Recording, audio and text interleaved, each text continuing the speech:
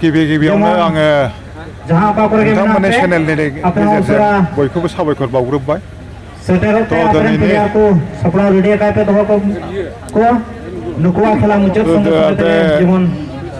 खेलाखौ जोंहा BPF दोलोनि आनन्द हेम्ब्रम होननाय सासे गोख्रों वारकार दंमोन। बिथाङा थैनानै थांबाय।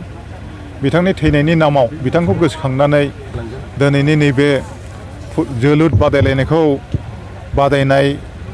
बादायहोनो लाहार फाहार खालामनाय जादों। दा बे लाहार फाहार खालामनायनि आफादा जाहैबाय बे ओनसोलनिनो एसे मुंदांखा क्लाब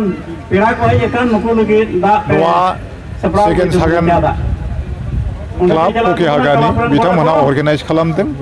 दा बिथांमोनखौ आङो नोंथांमोननि चेनेलनि गेजेरजों धन्यबाद होनो गोसो जादों। खारन दिनैनि दिनाव खेला गेलेनाया खुब गोनांथार बादि आं सानो। खारन खेला गेलेनानै दिनैनि दिनाव गावनि जिउखौबो खुंफुंनो हायो। बेजों लोगोसे जोंनि इयुन जोलै जे गथ'फोर बे गथ'फोरखौबो उत्साह होनानै मोजां माने गेलेगिरि जिखुनु इभेन्ट्सआवनो बानायनो हायो। आरो जिखुनु इभेन्ट्सआवनो जुदि मोजां गेलेगिरि जायोब्ला बिथाङा नेसनेल इन्टारनेसनेल खेला गेलेनायनि सुजुग सुबिदाखौ मोनो। आरो बे सुजुग सुबिदाया गोदोनि दिनाव जोङो सेरखम गैयामोनब्लाबो दिनैनि दिनाव जोङो गासिबो इभेन्ट्सखौनो स्टेट लेभेल, नेसनेल लेभेल आरो इन्टारनेसनेल लेभेलाव गेलेहैनो थाखाय लामाफ्रा खुब दुहासै।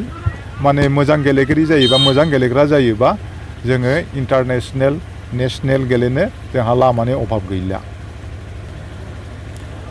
दानि जे स्पर्ट्सआथ' दानि दिनाव मोनसेल' नङा, गोबांथार आयदा दं, गोबां इभेन्ट्स दङ। दा बेवहाय जोंनि गसाइगाव जिल्ला माने गेलेग्रा आफादा माने डिस्ट्रिक्ट स्पर्ट्स एस'सियेसना माने फोरोंनो थाखाय जोङो रेडि गासिबो इभेन्ट्सखौनो। खारन बेयाव जोङो मोनसेयावल' फासयनानै दङ,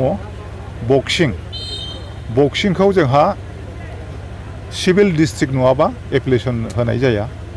बे सिभिल डिस्ट्रिक्ट जायोब्लासो जोङो बक्सिंनि एप्लिकेसनखौ मोनो, बा बबेबा आयदानि बबेबा इभेन्ट्सनि एप्लिकेसनखौ जों मोनो। दा बे जोंहा गसाइगाव साब डिभिसना सिभिल डिस्ट्रिक्ट नङैलाय जों कयेकथा उसुबिदायाव फेस खालामनाङो आरोखि।